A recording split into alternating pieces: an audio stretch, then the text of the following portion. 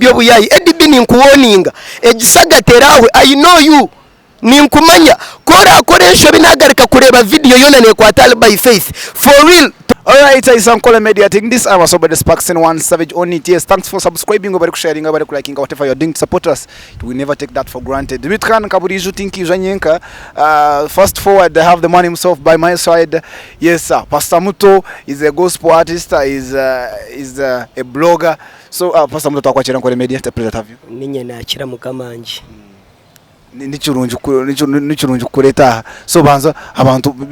banza bakure abakureba your fans and stuff.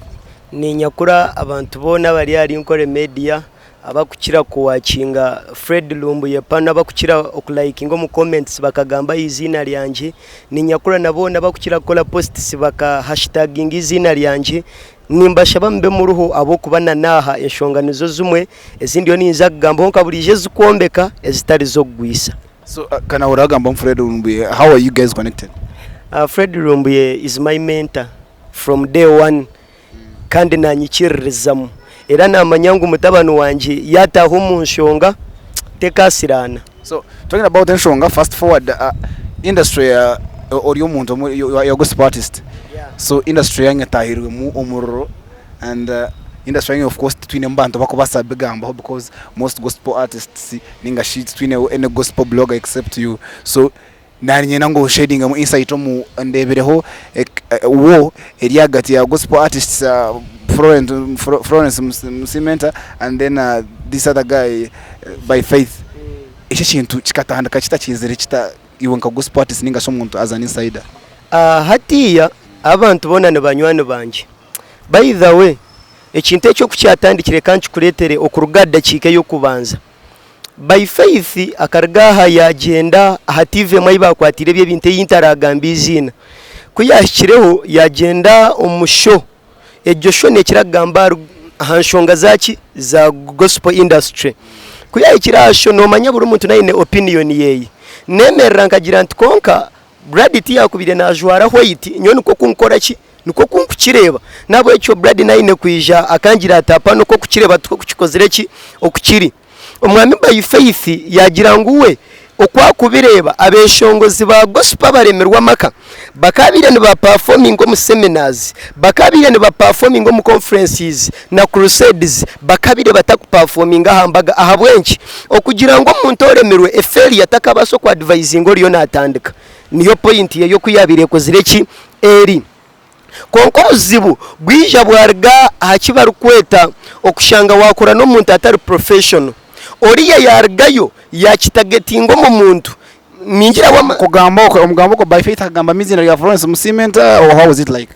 kisha kitakuzara Musimenta Florence now kora yagize ati world gospel artist waremrwa makato ine rusargo ko rutoshemeye ko no performing ngo mbugenyi hatisha cyakwataga na stana Musimenta Florence hati nyoku okunkukireba kirinke shaheji no manya nyonye nagambira mu Musimenta Florence ni mama wanje amanye eke kintumbu owamuretira makuru akagenderiro ku mujuma director ahabwenki eshaheji Brad wimuko kagirango abasigazi murekera henjayi ogo mwana ya kamera unta kumanyizina akija akagira ati Brad yagira ngo mutorekera henjayi nari nkaru kumanye kindi just yija kuntera director nahabwecyo ogo ku presenter akarumba Florence first of all arona ba fans ba Florence ababire batakumanga akaremwa maka konka bo kugira ngo presenter we namangu Florence akaremwa maka yamurumba director yamugira ngo bagira ngo tosheneye kubano yeshongora ambaga abo kuba Florence amazire kunshaba na videos akataka zirebaga by faith ziyabire nagamba kandi na no presenter kugenda wa Florence abiraharabiraho 4 weeks ejo interview ebile streamed amakuru garinti ogoga akakwate bigambo yabitwara umukanwa yabitwara Florence ari kumugira ngo babire mbagamba hariwe kandi cyabire kitaricho waza YouTube ariyo videos ibiri konkataro video eri mwizina rya Musimenta Florence ekindi kwenda koreka ntogwa akatagetinga wo arukurukinga for cheap popularity views akagenda yaronda Musimenta Florence konko mu industry ya gospel twinemo abantu barenjiri 15 abataru mumaka abwenki ataragiro muri yabo ahabo kugira ngo bamanyirembera zeye no kuronda okuhakurentaro babo tarabagire muyinda koresa Florence otatwire omu media yaho murimbar nahabwecho ekinto kukizire by the way kambanze ngambara by faith twayika gospel industry bread ni nkurahira by faith no muntu murungi iwe ijo mushikirire one day. By faith is a supportive person. Ijo tukaturi ya Holy Spirit omwikiyemera yaherezo obujurizi yagira ekishongoro cyange cyumukura ne cya by faith ahabwenki ne cya by faith niwe yantire musento okora ki okukikora ekya kabiri na Eddy Orutaro ruza musimenta kutakura by faith. Eddy mu gospel vimba yeye yo kubanza show yabiratebekanisa Eddy by faith akamusupportinga yamuhereza sente. I was there arukwata center arukora ki arizumuhereza by faith twayika gospel industry ba upcoming atukoziremo murumo abo kubana upcoming inkitu arukwata center aruku teko mushozi zitu kandi atine cyakwihamo abo ko by faith tachirondizina akozire ki ari yini nabwo ecyo nyowe nindeba obuziba ibukuruga na by faith okoreso umuntu atari professional. So before we even go there, konka ayishwa ngo by faith wakagira ngo abeshongoza abantu is that real kagira ngo abeshongoza abagospel baremerwa maka nko kuwakigamba wakakigamba nkoko nagambira ntubura umuntu naine opinion yeye by faith akakigamba ahabo kuba wa side yeye nuko akubireba. So iwe notekateka ngukikire okuyakigambire no kirakira umwe buzubu. Do you support his statements? Nabwo ecyo kankubuze Sheji Brad eshayeje ori mu media katugire ngo nyowe nka back sliding nagwa nanye nabire ndio wa media nkiwe okikirizanyiza nkwereza advice nagwire. So what are you trying to does that mean kugira ngo do you agree with his words? Ya naniwe wachiche framing omuntu ekateka yawe necyamazima aboko umuntu waremirwe tayine kwa kubaso kwerezo obuhabuzi tokabasa kungira mbori yakarema maka kandi omureta hambaga yawe mbwa performing wone koko yabiye nabireba nanye niko kunkubireba kashe kindi nyoka inteka cyangwa ambaga najiro nko mweshongoza natajiro nka marriage counselor kanyanti nawona bwene nchimasa ngo does tayine rukusarwe na rokuzambaga kweshonga because ni mangu ambaga yazaho takuza kuhabora ambaga naza okweshongora. Does that stop him from living her life kugira ngo it's not about musimenta influence ningabona bakosaka breaking up ninga sheba rembre families ninga shamaka due to unknown reasons when katakuza ho kuhabora kanaza ho kweshongora. How does that relate to their family issues? By faith akachinterpreting anacho akagira ati nka Judith babiri yakatere cyeshongoro cyukugira ngo Maria turokoleki ogume eshaheji babiri yatakabasa kucyeshongora ambaga yawe wakaguma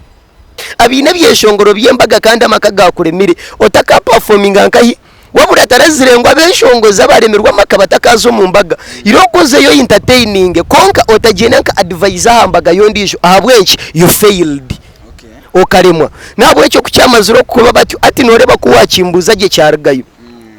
nuko cyabire na nogo muntu atari professional tarakinterpretingire Florence aboko by faith akagira abine byeshongoro byembaga mutaka yishongora hambaga kandi mwakozire ki mwaremirwe wabura tarazenga mutaka entertaining hambaga wabura akagira abine byeshongoro byembaga mutakora ki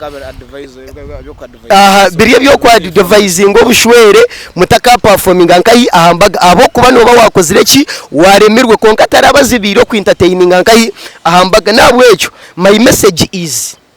me am warning Eddy as me ebyo bigambo tibya Ankole Media ni disclaimer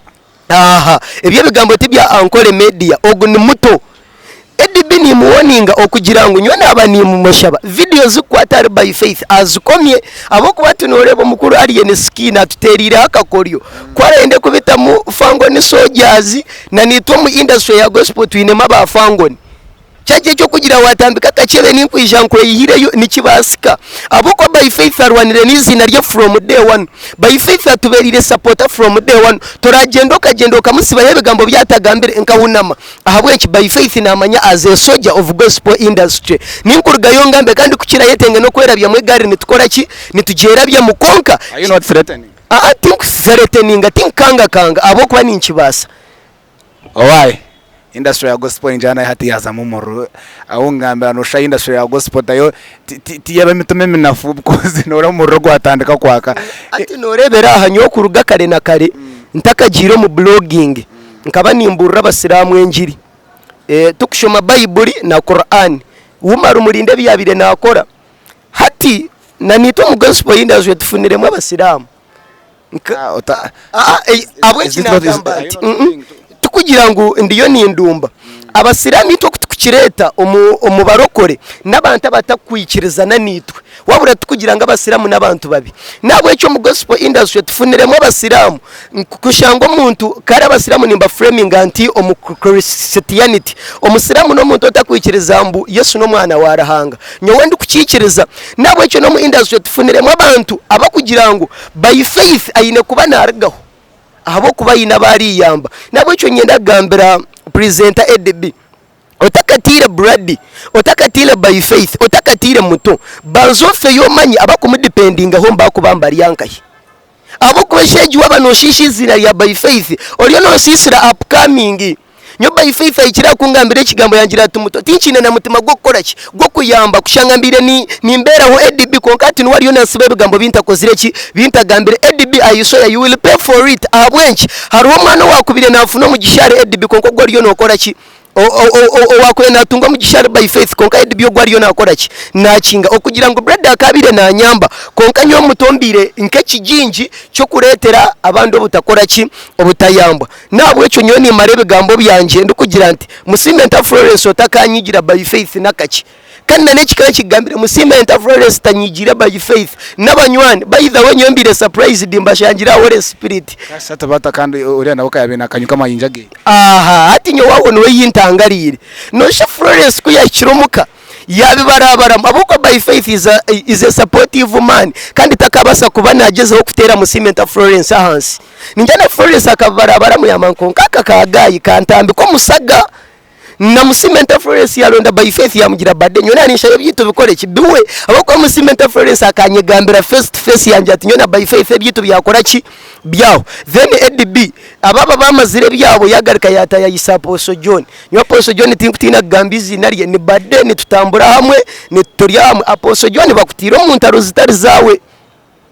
abako Apostle John agambira atari informed nyo ndebere akavideo yako abako ni manti we tokubi wakinga nyo nimbi wakinga kugira ngo ndiyo mu side ejo nkarebere nahurura nako atwe nako nagira nti John utukweta headmaster omuntu oshomire mazima ya reasoninga abamutaya yisabona mazima nahurura nawe amani konka John are kigambo kimazire kwega you can teach a fool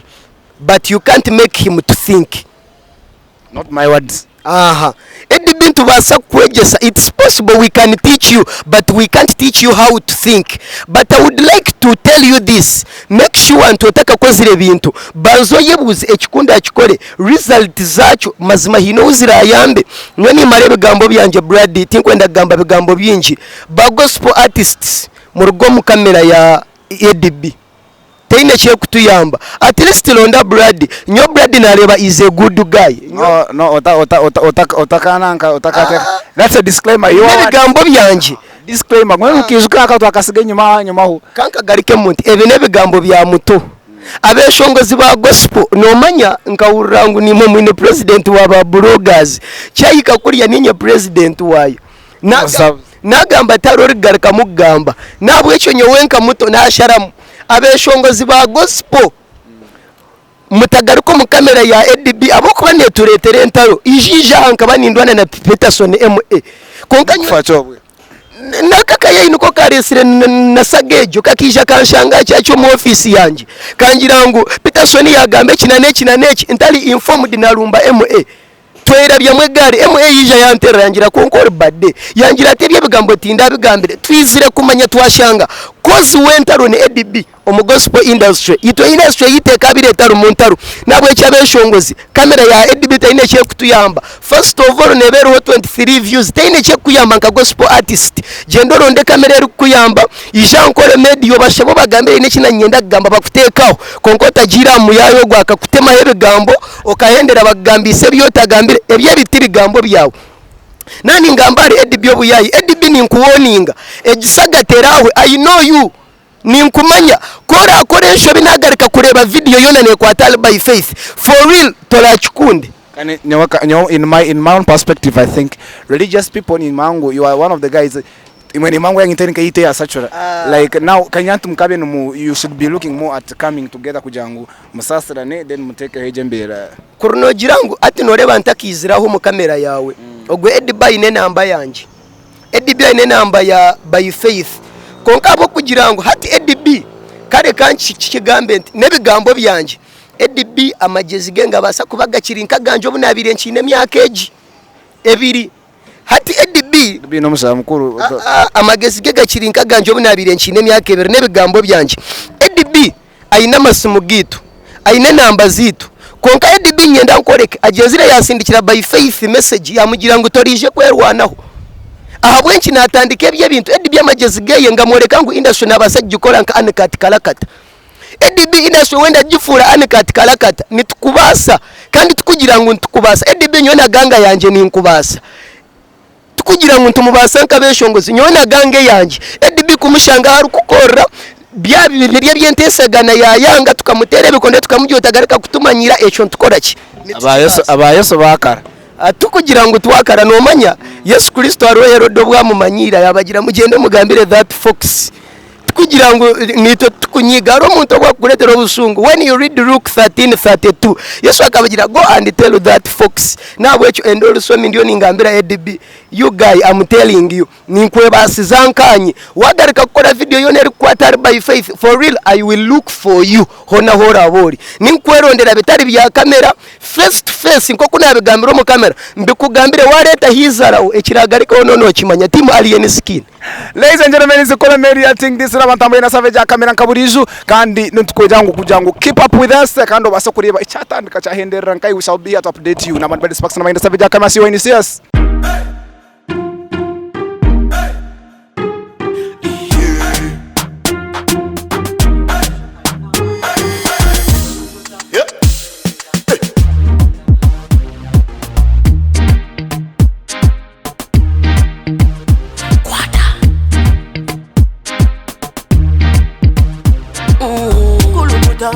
Selecta kuluta ningale kale